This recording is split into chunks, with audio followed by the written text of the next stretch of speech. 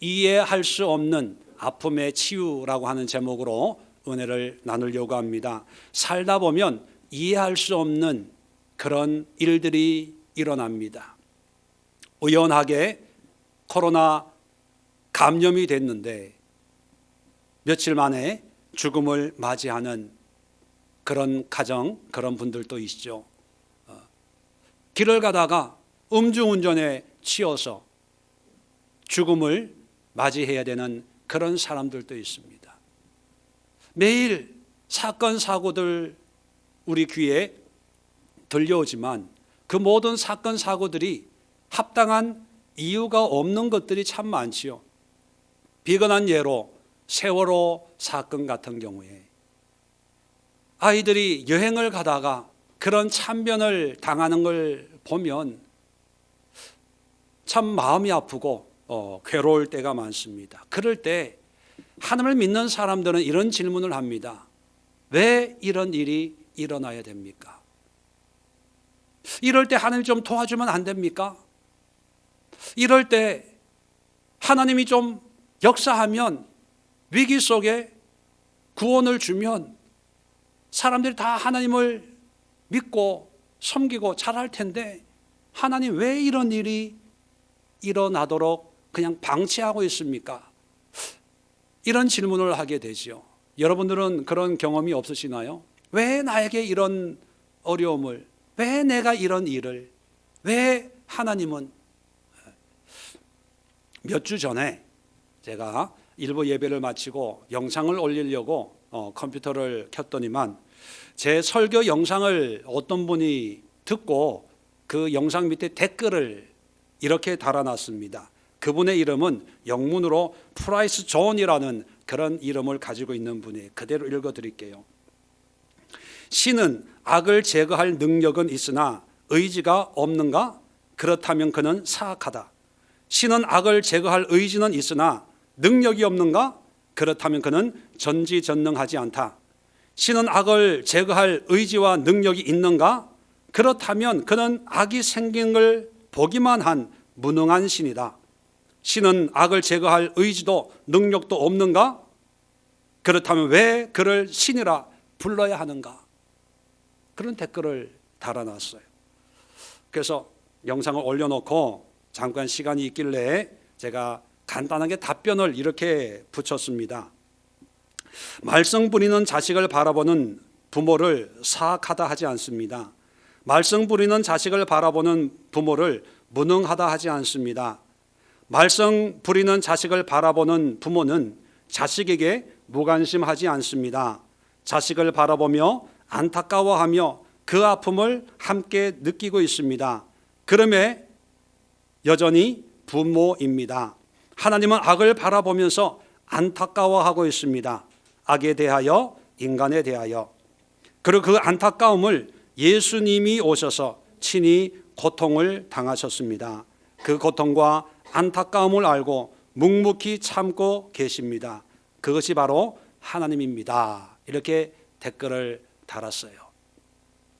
그러고 나서 2부 예배를 마치고 사무실 가니까 또 댓글이 붙었어요.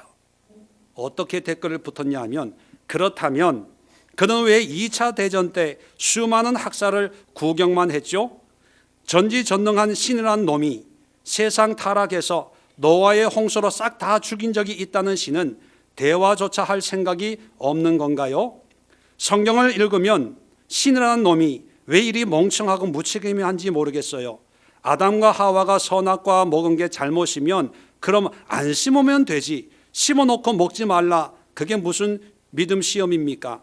예를 들면 전기톱을 애 근처에 놔두고 뭐도 모르는 애한테 만지지 말라라고 하는 거나 다름이 없어요.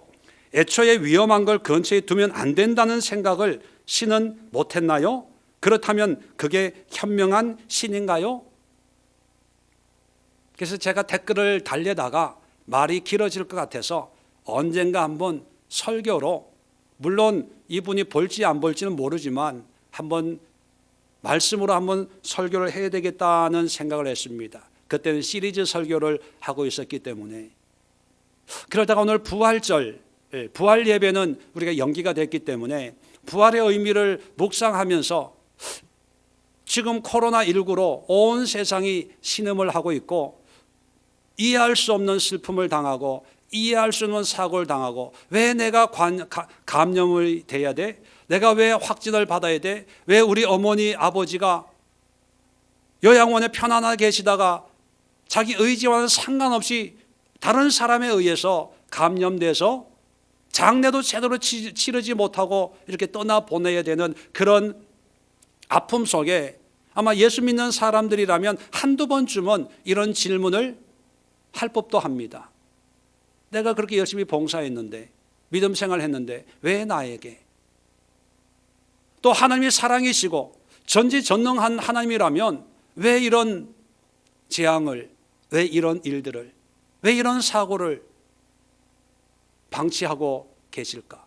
좀 더 신학적으로 근본적으로 어떤 사람은 그런 생각을 할 수도 있습니다. 하나님이 계시다면 왜 사탄 마귀 악을 그냥 방치하고 놔두는가? 그런 질문, 의문, 생각 한 번쯤은 해보셨지요? 이것은요, 이분의 생각만이 아니라 역사상, 기독교 역사상 수많은 사람들이 이런 유형의 질문을 하나님 앞에 드렸던 그런 질문들입니다. 새로울 게 없어요. 구약 성경에도 하박국 선지자도, 선지자라고 하는 하박국도 하나님 앞에 이런 질문을 해요. 어찌하여 이런 일이 생깁니까? 어찌하여 하나님의 백성들이 이방인에게 이런 고난을 당해야 됩니까? 하나님의 생각을 말해 보십시오. 내가 하나님의 뜻을 알기까지 내가 파수대에서 내가 서서 하나님 말씀하실 때까지 거기 있겠습니다. 뭡니까 도대체? 이게 하박국의 이야기거든요. 신학적으로는요, 신정론이라고 그럽니다. 신정론. 그건 뭐냐면 하나님의 존재론에 대한 이야기인데, 하나님이 계시다면 하나님은 무슨 일을 하고 계시냐는 거예요. 왜 이런 것을 방치하냐는 거예요. 왜 악인은 가만히 있는데 의인들이 고난을 당하고, 하나님이 모든 걸 주관하고 인도하시고 다스린다고 하면 악한 사람들은 멸망을 받고 사탄은 멸망을 받아야 되는데 왜 죄악이 더 관연해지느냐? 그게 신학적으로 신정론이라고 하는 것입니다. 이런 질문들을 요즘 코로나19 어떤 사건과 사고를 목격하면서 믿는 사람들이 가지게 되는 그런 질문 드릴 수 있습니다. 그래서 오늘 본문을 통해서 이해할 수 없는 그런 슬픔들, 해석되지 않는 그런 일들에 대한 성경의 해답, 성경의 치유를 함께 살펴보려고 합니다. 물론 이것이 이런 질문 속에 있는 사람들에게 마음을 시원케 할 수 있는 그런 해답은 아닐 수 있습니다. 그러나 성경이 말해주고 있다는 거예요. 자, 첫 번째 해답을 성경은 우리에게 이렇게 말씀하고 있습니다. 14절을 보면 그리스도의 사랑이 우리를 강권하시는도다. 우리가 생각하건대 한 사람이 모든 사람을 대신하여 죽었은즉 모든 사람이 죽은 것이라. 자, 여기서 한 사람이 모든 사람을 대신하여 죽었대요. 한 사람은 누구를 지칭합니까? 예수님이에요. 자, 예수님이 모든 사람을 대신하여 죽었대요. 자, 이 모든 사람이라고 하는 이 카테고리 안에는 믿는 사람들만 얘기할까요? 안 믿는 사람도 포함이 될까요? 안 믿는 사람도 포함이 돼요. 모든 사람이니까. 자, 그러니까 예수 잘 믿는 장로님도 포함되지만 신천지 열심히 사람도 포함이 돼요, 안 돼요? 포함이 돼요. 불교 열심히 다니는 사람도 포함이 돼요, 안 돼요? 자, 히틀러도 포함이 될까요, 안 될까요? 돼요. 김일성이도 포함이 될까요, 안 될까요? 다 돼요. 예수님이 죽으신 것은요, 모든 사람을 위해서 죽은 거예요. 이해되시면 아멘. 자, 그러면 한 가지 더 질문이 따라야 됩니다. 그러면 왜 예수님은 모든 사람을 위해서 죽어야 됐을까? 왜 예수님 믿지도 않는 히틀러, 예수님 핍박했던 그런 김일성 같은 사람들을 위해서도 왜 죽어야 됐을까? 아마 신앙생활 오래 하고 성경 공부를 좀 해본 사람들은 대답이 이거예요. 죄로 말미암아 죽어야 될 그 사람들을 대속하기 위해서, 구원시키기 위해서. 그죠? 그게 아마 성경적인 해답일 수 있습니다. 그런데 그런 얘기를 불신자들, 이런 질문을 하는 사람에게 얘기하면 거기에 끄떡끄떡 할까요? 아니면 속으로 예수쟁이들이 하는 얘기는 다 똑같아, 그럴까요? 안 믿는 사람들에게는요, 이해가 안 돼요. 그래서 우리가 믿음의 고백으로 하는 우리의 죄를 대속해서 우리를 구원하기 위해서 십자가에 달려 돌아가신 분이 예수님이다. 이것을 똑같은 의미를 불신자들의 눈높이로, 불신자들이 이해할 수 있는 믿음의 용어가 아니고 세상의 용어로 그대로 표현하면 어떤 표현이 되냐면, 예수님께서 우리의 고통에 동참하신 겁니다.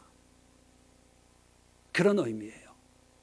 다시 말하면 예수님이 십자가에 돌아가신 것은 모든 사람들이 누리는 고통과 아픔에 하나님이신 예수님이 동참하는 거예요. 동참한다는 건 뭐예요? 하나님이신 예수님이 우리의 고통과 아픔을 똑같이 경험하기 위함이에요. 물론 거기에 대한 신학적인 이유는 있지요.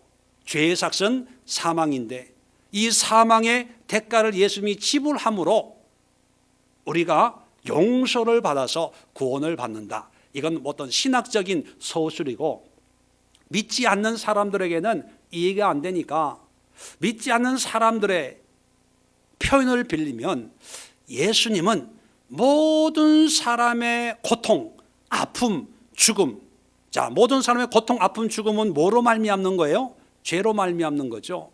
근데 그 사람은 죄를 인정하지 않으니까 그냥 죄를 빼고 모든 아픔, 고통, 사건, 사고에 예수님이 함께 동참하는 거예요.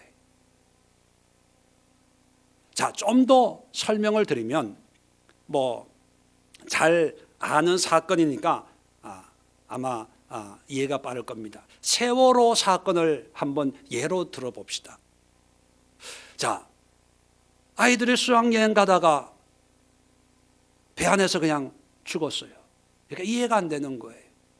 너무나 이해가 안 되니까 20년이 흘렀는데 지금 또 노란 리본 달고 다니고, 그 가족들은 진상 규명을 하자고 그렇게 지금 법도 만들고 별 일들을 많이 하죠. 자, 그럴 때 믿음의 사람들은, 그럴 때 거기에 전도사 아들도 있고 목사 아들도 있고 장로 권사 집사님 아들도 있잖아요. 또 모르긴 해도 신앙생활 열심히 했던 아이들도 있을 거 아닙니까? 고등부 회장한 아이들도 있을 거 아닙니까? 그런데 하나님은 뭘 하셨냐는 거예요. 자, 이런 질문 앞에 오늘 14절의 이 말씀은 예수님께서 모든 사람을 대신해서 죽었다는 의미가 뭐냐면, 아이들만 죽은 게 아니고 누구도 죽었다.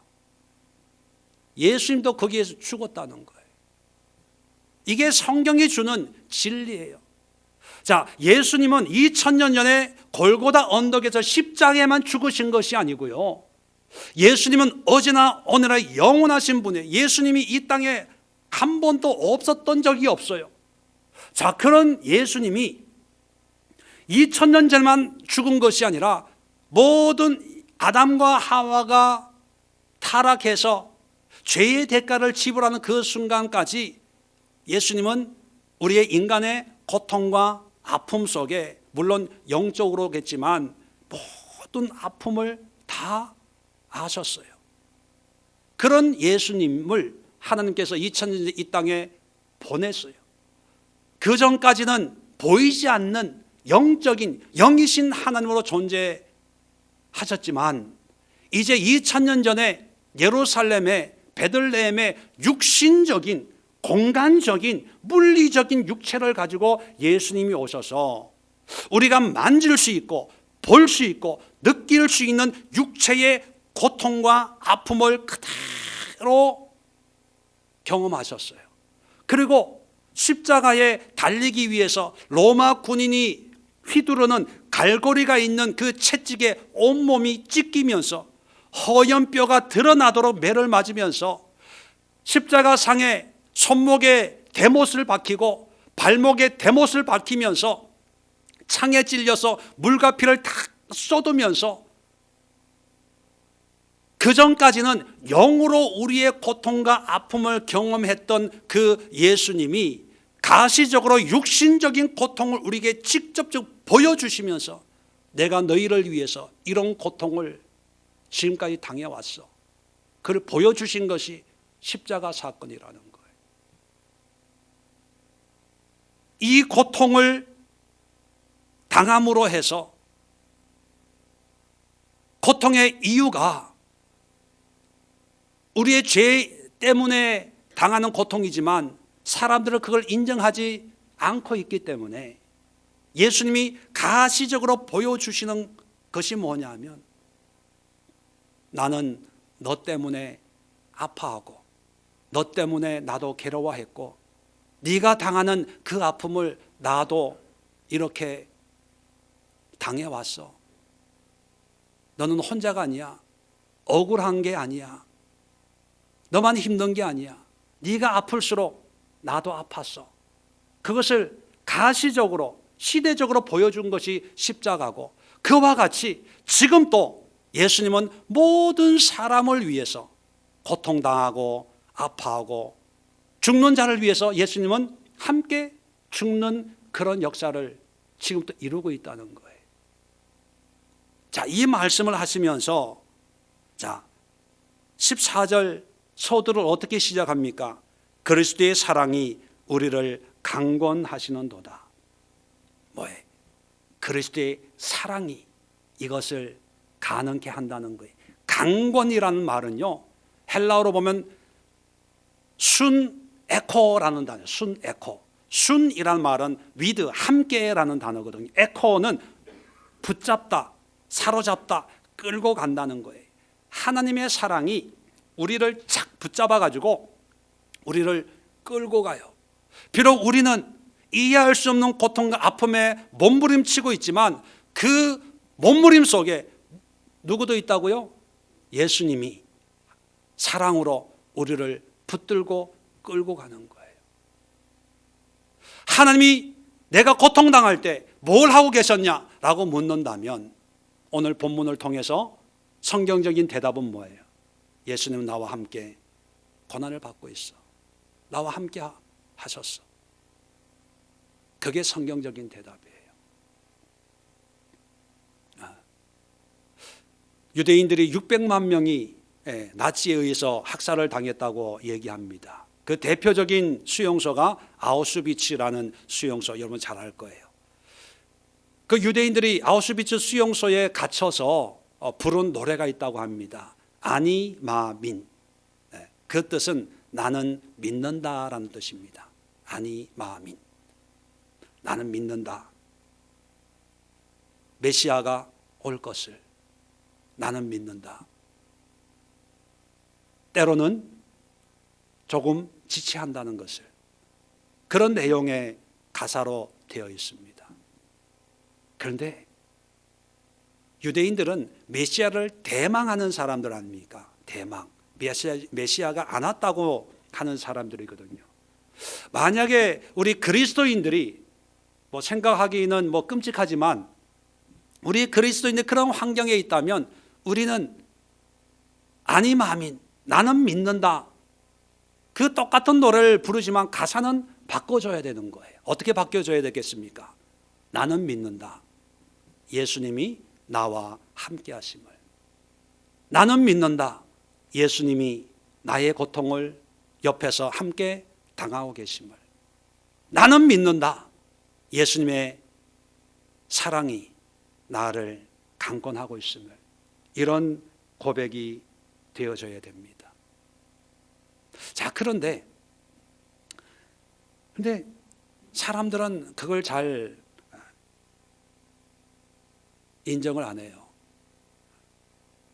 자기가 조금 힘들고 어려우면 눈에 안 보이니까, 만져지지 않으니까 하나님은 어디 계시냐.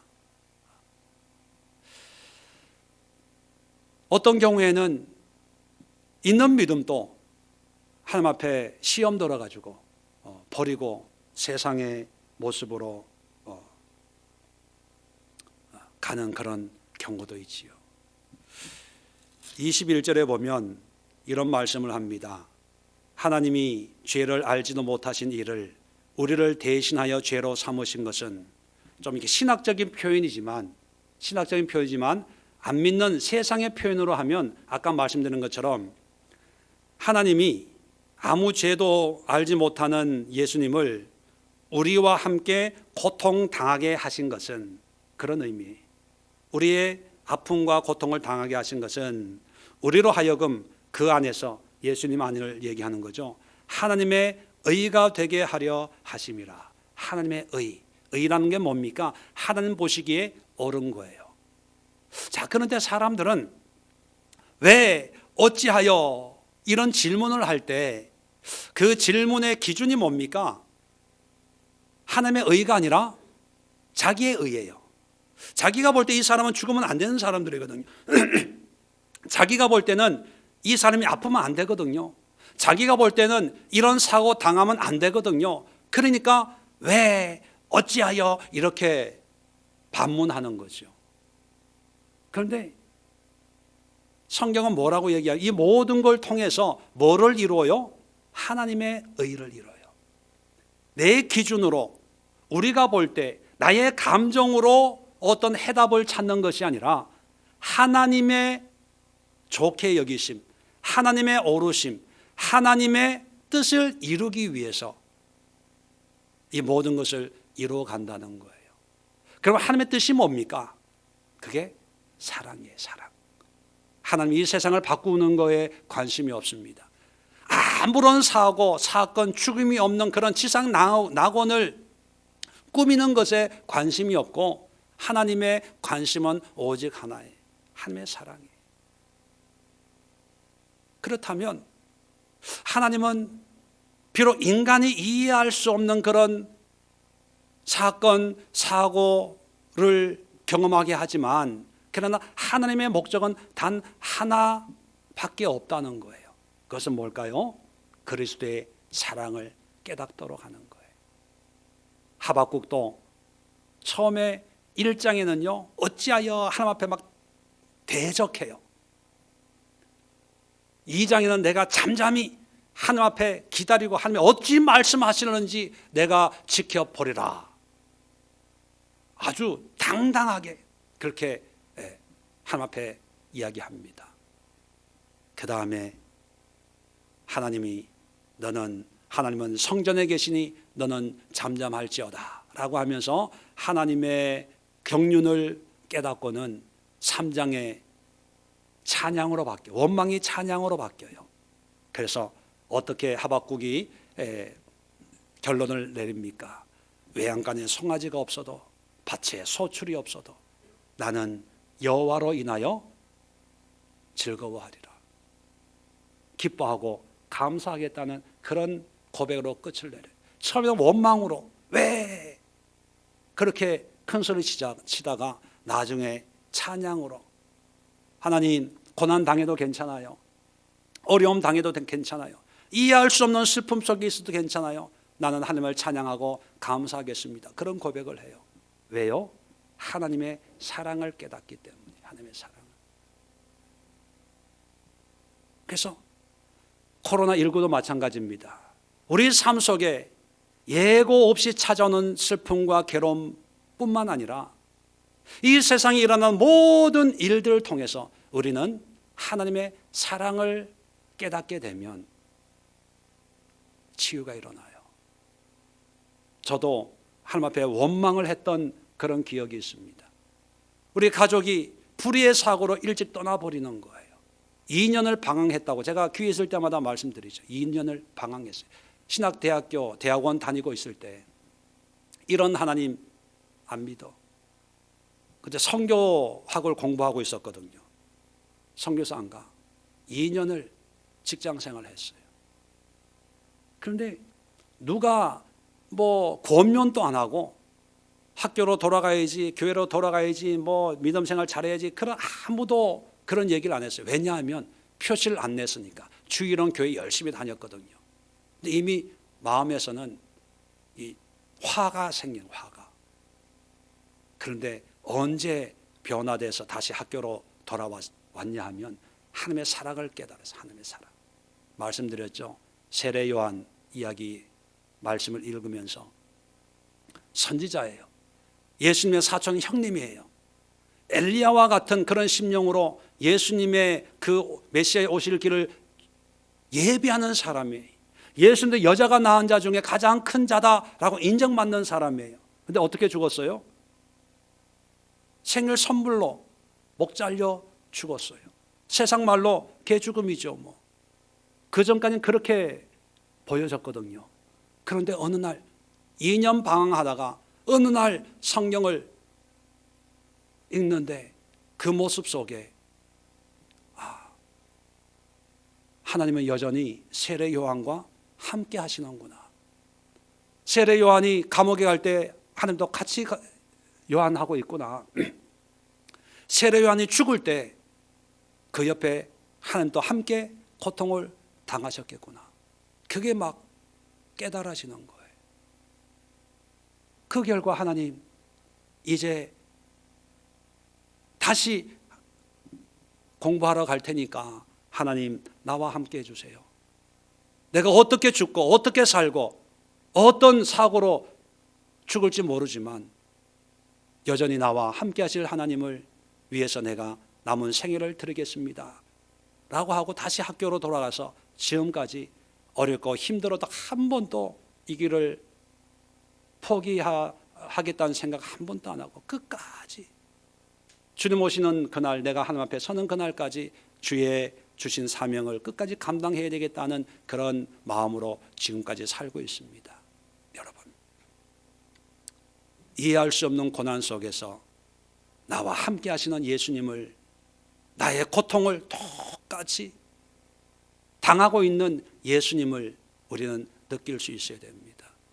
십자가는 단순히 2000년 전의 사건이 아니라 이와 같이 너의 아픔에 나도 고난을 당하고 있어. 그걸 보여주는 현재형이에요. 현재형. 왜 나에게 나만 어렵고 나만 힘들고? 아니, 나만 힘든 게 아니라 누구도 힘들어요?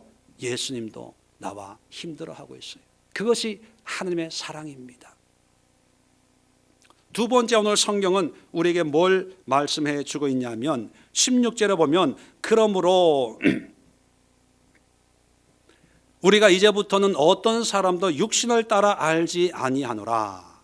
자, 바울이 이제부터는 육신을 따라 알지 아니하노라 그런 표현을 써요. 육신을 따라 안다는 건 무슨 의미일까요?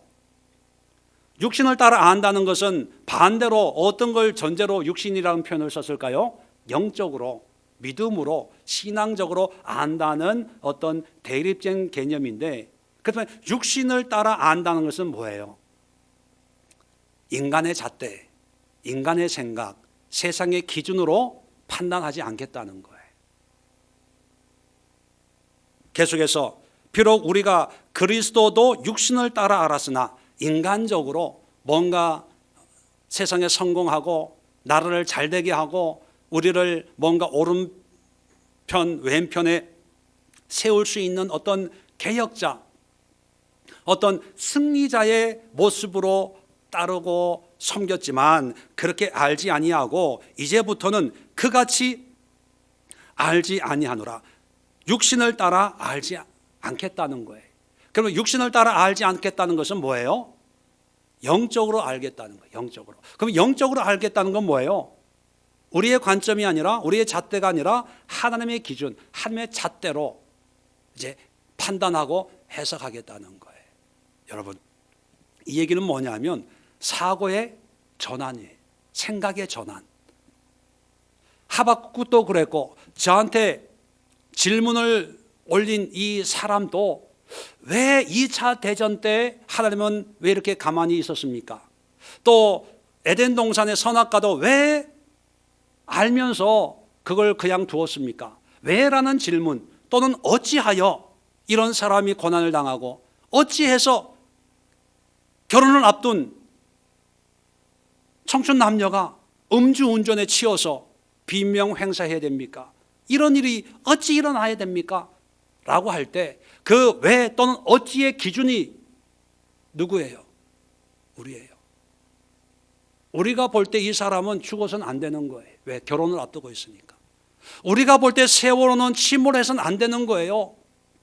왜? 무고한 수많은 사람이 거기 안에 있으니까. 우리가 볼 때는 이분은 죽으면 안 되는 거예요. 왜?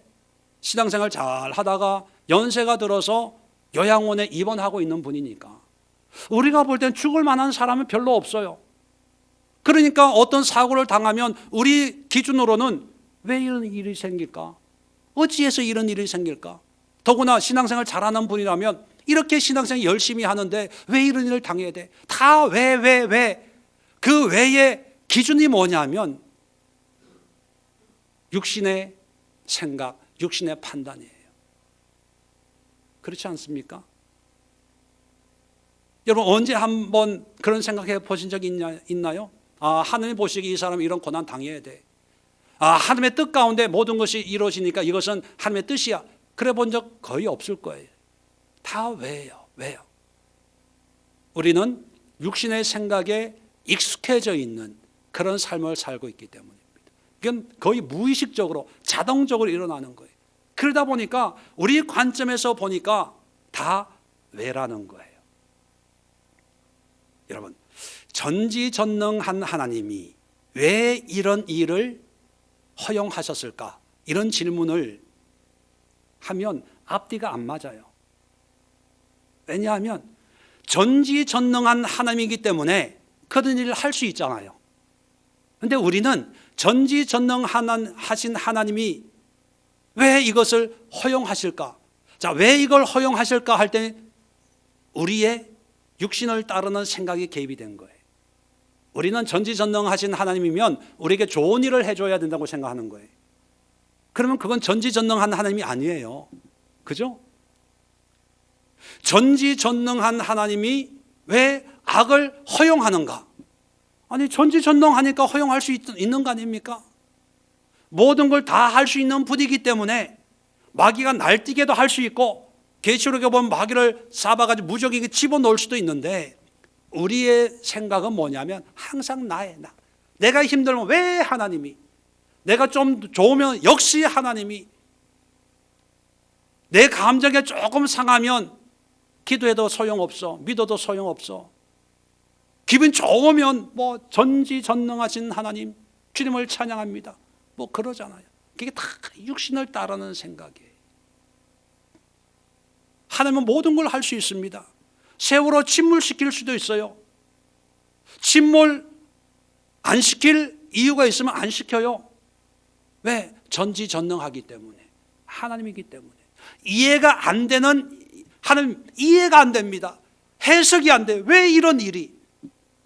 당연하죠. 하나님이 하시는 일이니까. 우리는 이 사고의 오류에 빠집니다. 뭐냐 하면 내가 이해가 돼야 그게 하나님의 일이고, 이해가 안 되면 원망하고 따져요. 왜 나에게? 아니, 전지전능한 하나님이 하시는 일들이 인간들에게 다 이해가 되는 일만 해야 됩니까? 만약 그런 존재가 있다면 그건 신이 아니에요.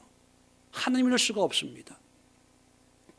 그래서 우리의 이 사고의 오류에 빠져 있는 그런 삶을 바꿔야 된다는 거예요. 어떻게 바꿔요? 육신을 따르는 생각을 어떻게 바꿔요?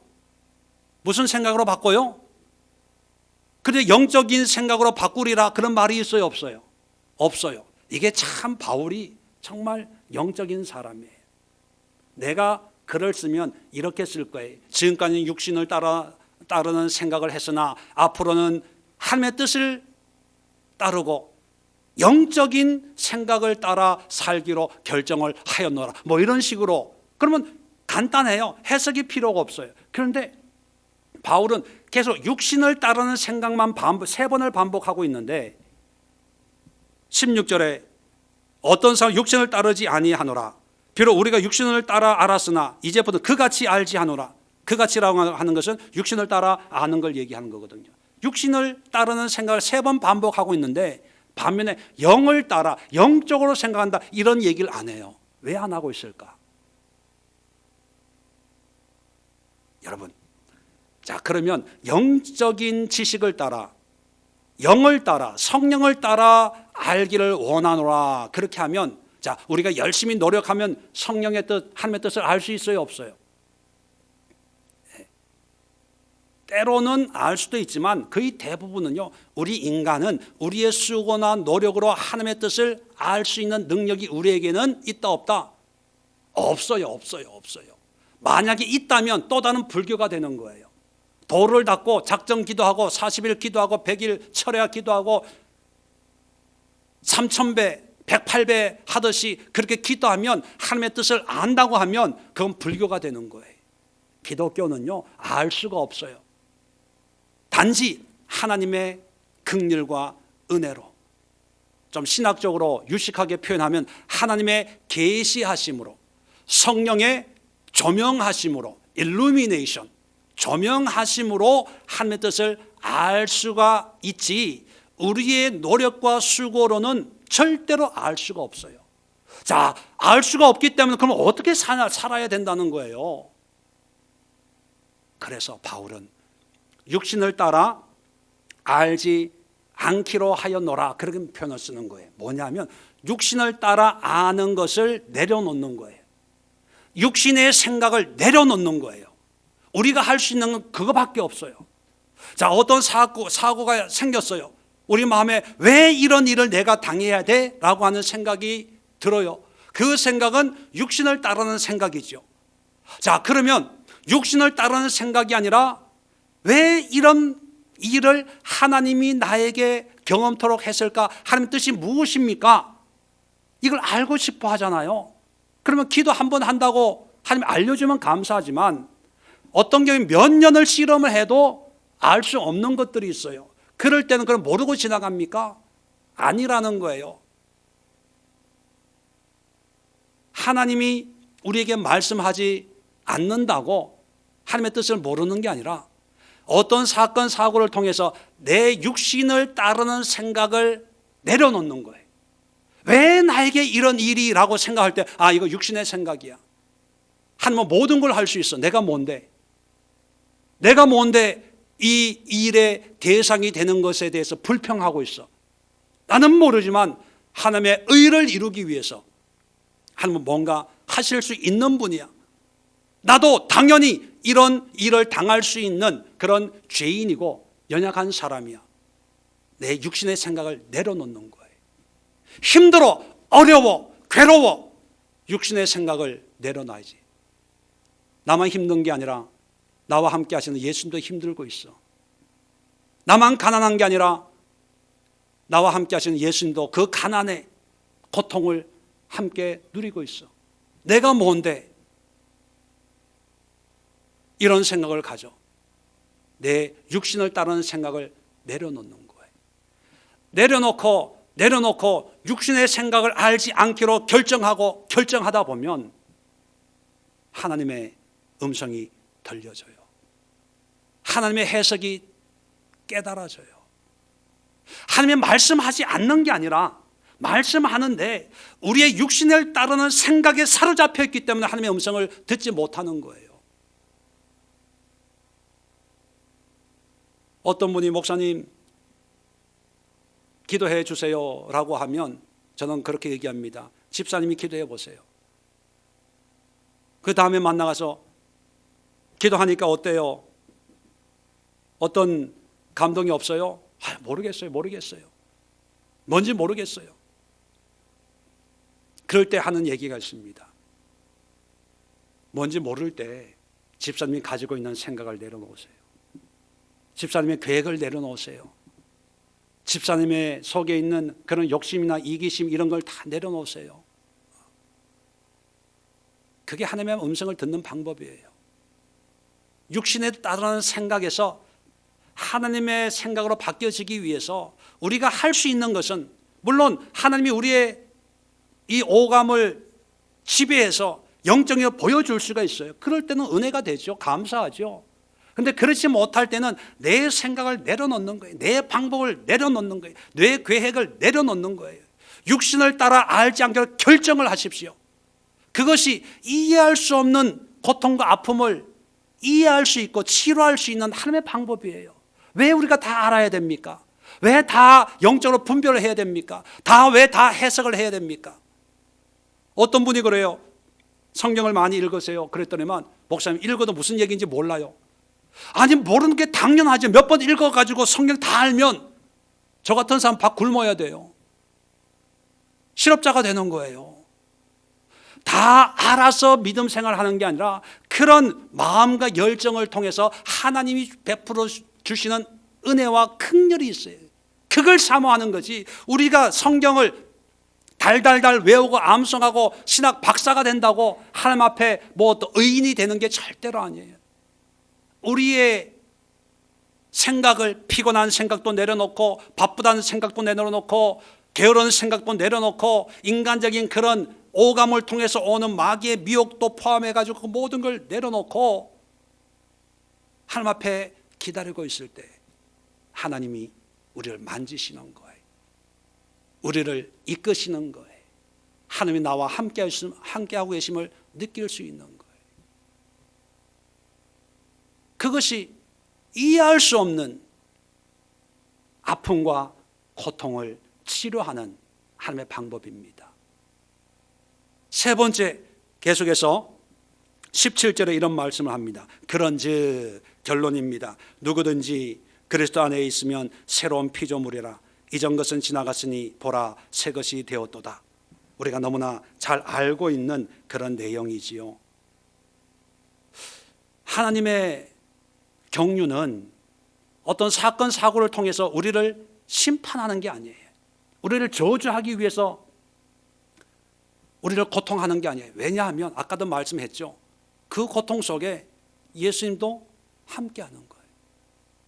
예수님이 자학하기 위해서, 예수님이 고통 당하고 싶어가지고 괜히 우리를 고통에 빠뜨리는 게 아니라 하나님은 우리를 바꾸고 싶어 하시는 거예요. 새로운 피조물로. 그래서 어떤 사람들은 이런 생각을 합니다. 알 수 없는 어떤 그런 사건과 사고를 통해서 하나님이 살아계시다면 이걸 바꿔줘야 되는 게 아니냐, 이런 상황을 안전한 상황으로 바꿔야 되는 게 아니냐, 이런 생각을 해요. 그러니까 그렇게 일 안 하니까 하나님 앞에 원망하는 거죠. 근데 여러분, 하나님은 이 세상에 바뀌어지는 거에는 상관이 없고 누구에게 상관이 있을까요? 사람에게 사람에게 관심이 있어요. 에덴 동산에서 인간이 아담과 하와가 타락한 다음에 이 땅을 저주하셨어요. 아니 사람이 타락했는데 왜 땅을 저주합니까? 그 이유는 땅의 존재 의미가 어디에 있다는 거예요? 사람에게 있다는 거예요. 사람에게. 그래서 하나님은 예수님을 이 땅에 보내서 십자가를 통해서 구원의 은혜를 베푸는데 집에 키우는 개의 구원에 관심이 있는 게 아니라, 자연 보호에 관심이 있는 것이 아니라 인간에 관심이 있어요. 그래서 모든 사람을 위해서 죽으신 거예요. 그러면 어떤 사건을 보면서 세월호가 왜 좌초를 했지? 거기에 매이면 하나님의 의도에서 벗어나는 거예요. 그 사건을 통해서 하나님이 주신 메시지는 누구를 향한 것이다? 사람을 향한 거예요. 우리를 향한 거예요. 그러면 어떤 것이 새로운 피조물입니까? 오늘 성경 본문은 두 가지를 얘기합니다. 모든 사건 사고를 통해서 이해할 수 없는 것까지 포함해서 하나님 우리가 새로운 피조물이 되기를 바라요. 근데 사람들은 새로운 피조물 하면 여러 가지로 해석을 하죠. 안 믿는 사람이 믿는 사람이 되고 죄인이 의인이 되고, 그런데 실질적으로 어떤 믿음의 모습으로 변화되어야 되냐면 성경에 두 가지만 얘기합니다. 그 두 가지만 소개해 드리겠습니다. 15절 보세요.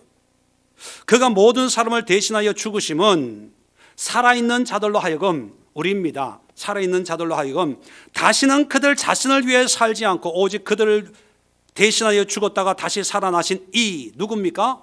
예수님이에요. 예수님을 위하여 살게 하려 함이라. 이게 새로운 피조물이에요. 새로운 피조물이라고 하는 것은 그전까지는 나를 위해서, 우리 가정을 위해서, 내 아들 딸들 위해서 열심으로 살았다면 예수님의 사랑을 깨닫고 믿음이 들어온 뒤로부터는 누구를 위해 사는 사람이에요? 예수를 위해 사는, 그게 새로운 피조물이에요. 다시 말하면 이해할 수 없는 문제를 통해서 새로운 피조물이 되기 위해서는 그 문제에 매여가지고 왜 이런 일이, 왜 나에게 가난이, 왜 나에게 죽음이, 왜 나에게 질병이, 왜 나에게 아픔이, 그게 매이는 것이 아니라 이런 문제를 통해서 나의 연약함을 깨닫고 나의 부족을 깨닫고 인간의 무한함을, 유한함을 깨닫고 하나님의 뜻에 굴복하는 거예요. 하늘을 위해 살겠습니다. 여러분 코로나19 보세요. 인간이 과학을 자랑하고 의술을 자랑하고 세계화다라고 했던 그 모든 것들이 그냥 코로나19 보이지도 않는 거 하나 그냥 던져 놨더니만 온 세상이 난리에 난리. 미국 세계 최고의 나라로 큰 소리 쳤잖아요. 중국 시진핑 큰 소리 뻥뻥 쳤잖아요. 일본 큰 소리 쳤잖아요. 영국 프랑스 큰 소리 쳤잖아요. 근데 요즘에 한국이 뜬대요. 뭐 때문에 뜹니까? 코로나 진단하는 거 약품 때문에 뜨는 거예요. 처음 그냥 평소에는 사람들 기고만장해. 내가. 근데 코로나19 한 번 퍼지니까요. 대통령도 어디 못 나가더라고요.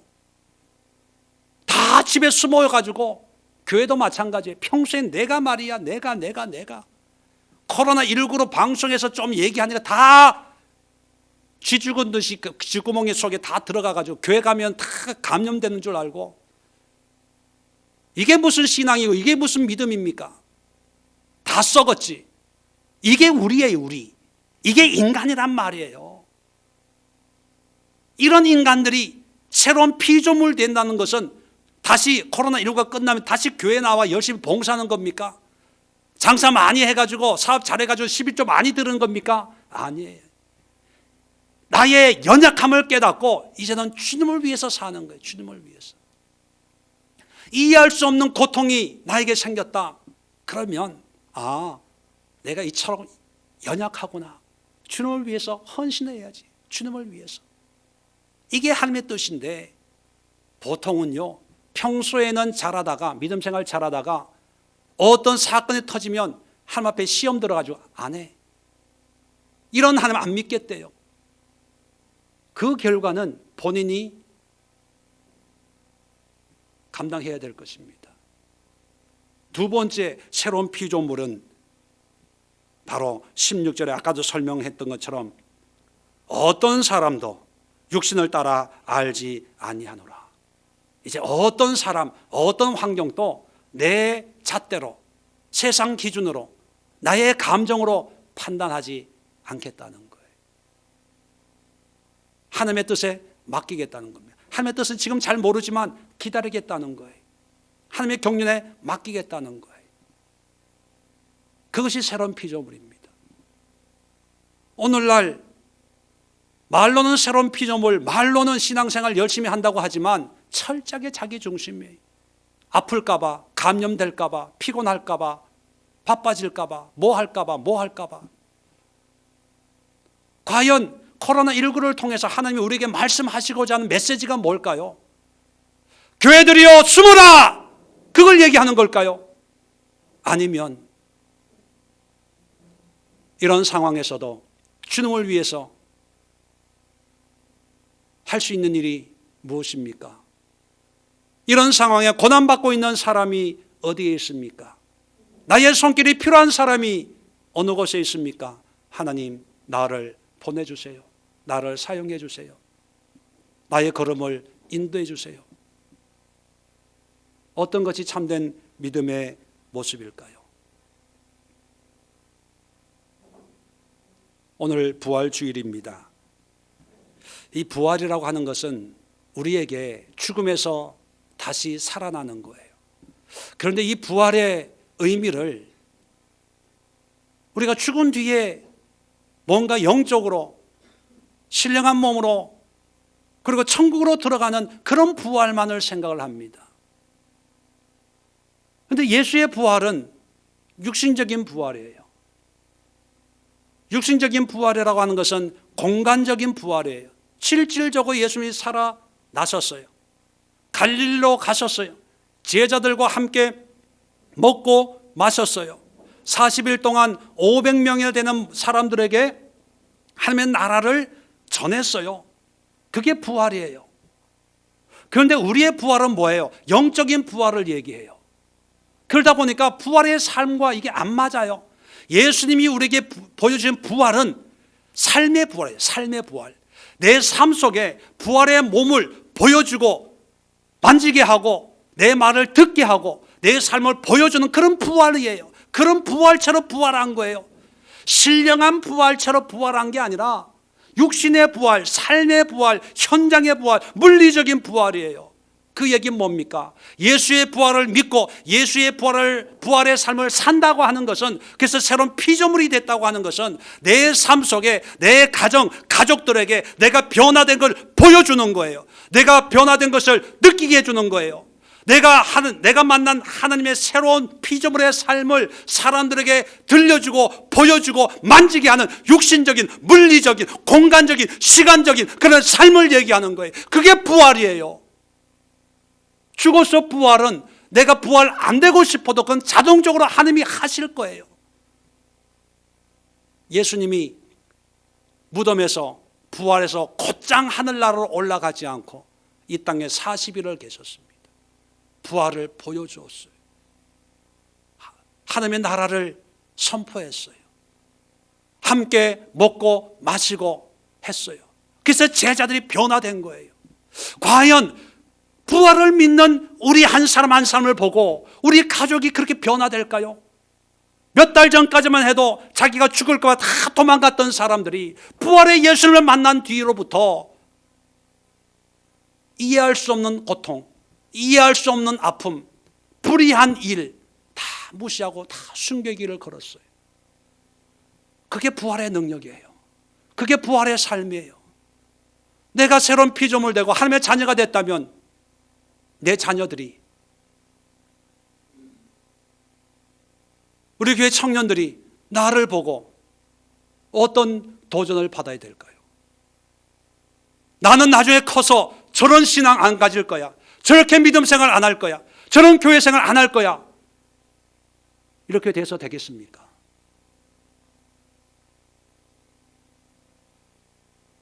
나도 권사님처럼, 나도 집사님들처럼 이렇게 하나님을 믿고 싶어. 그게 부활의 삶이에요. 여러분, 이해할 수 없는 일들이 너무나 많습니다. 그 모든 것에 대한 해답을 가질 권리가 우리에게는 없어요. 모든 것을 해석할 수 있는 능력이 우리에게는 없습니다. 우리에게 주어진 것은 하나밖에 없어요. 예수님의 사랑이. 그럼에도 불구하고 나와 함께 하시기에 나의 삶을 주님께 드립니다. 이것이 새로운 피조물이고 이것이 부활의 신앙이 아닐까 생각을 합니다. 기도하겠습니다. 좋으신 하나님, 요즘 너무나